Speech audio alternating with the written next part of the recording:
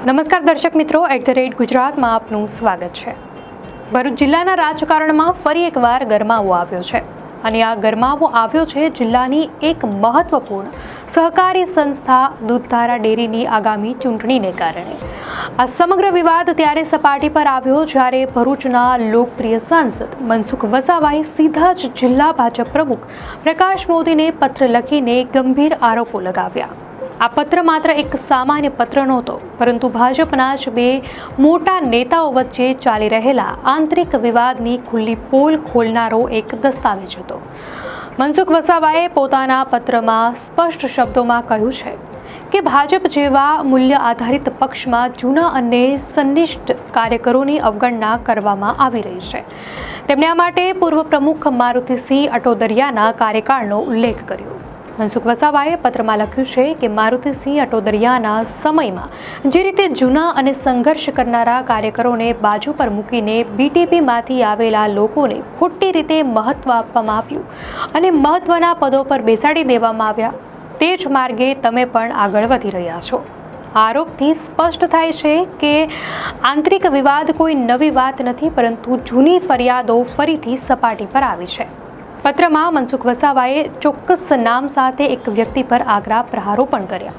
તેમણે જણાવ્યું કે પ્રકાશ દેસાઈ નામના વ્યક્તિ દૂધધારા ડેરીમાં 1 લીટર દૂધ પણ આપતા નથી અને તેમના ગામમાં પણ કોઈ ડેરી નથી। તેમ છતાં રાજકીય વગનો ઉપયોગ કરીને અન્ય ડેરીમાંથી તેમનું નામ ઉમેદવારી માટે મૂકવામાં આવ્યું છે। આ ઘટનાને ગંભીર ગણાવતા મનસુખ વસાવાએ ચેતવણીના સૂરમાં લખ્યું છે, આવા ભ્રષ્ટ અને દાદાગીરી કરનારા લોકો આવી સહકારી સંસ્થાઓમાં આવશે તો સંસ્થાની શું હાલત થશે તે તો સમય જ બતાવશે। મનસુખ વસાવાએ માત્ર દૂધધારા ડેરીની વાત કરીને પત્ર પૂરો ન કર્યો, તેમણે નેત્રંગ તાલુકામાં આવેલી ચાસવડ ડેરીમાં થયેલા કૌભાંડનો પણ ઉલ્લેખ કર્યો હતો। તેમણે સીધો આરોપ લગાવ્યો છે કે આ કૌભાંડમાં સામેલ લોકોને તમે અને જિલ્લા રજિસ્ટ્રાર કોઈના દબાણમાં આવીને બચાવી રહ્યા છો। આરોપ એક મોટા પ્રશ્નાર્થ ચિહ્ન મૂકે છે કે શું સત્તામાં રહેલા લોકો ભ્રષ્ટાચારીઓને બચાવી રહ્યા છે। વધુમાં મનસુખ વસાવાએ ઝઘડિયા એપીએમસીના માળખાની રચના પર પણ સવાલો ઉઠાવ્યા। તેમણે પત્રમાં લખ્યું છે કે પ્રકાશ દેસાઈ એન્ડ કંપનીએ જિલ્લા કે પ્રદેશના કોઈ પણ નેતાને પૂછ્યા વગર પોતાની મનમાની કરીને એપીએમસીનું માળખું બનાવી દીધું, જે પાર્ટીની પરંપરા વિરુદ્ધ છે। ખરેખર તો આવા મહત્વના નિર્ણયો લેતા પહેલા જિલ્લા સંકલનમાં ચર્ચા થવી જોઈતી હતી, જે કરવામાં નથી આવી। આ ઘટના પક્ષમાં લોકશાહીના અભાવને પણ ઉજાગર કરે છે।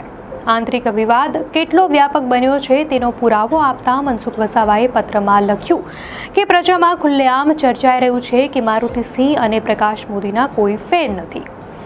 આ શબ્દો સૂચવે છે કે આંતરિક રાજકારણની વાત હવે લોકો સુધી પણ પહોંચી ગઈ છે અને લોકો નેતાઓની કામગીરી પર સવાલો ઉઠાવી રહ્યા છે।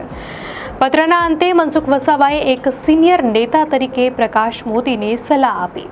તેમણે કહ્યું કે જૂના કાર્યકર્તાઓની અવગણના ન કરશો, મહત્વના નિર્ણયમાં જિલ્લા સંકલનને વિશ્વાસમાં લો।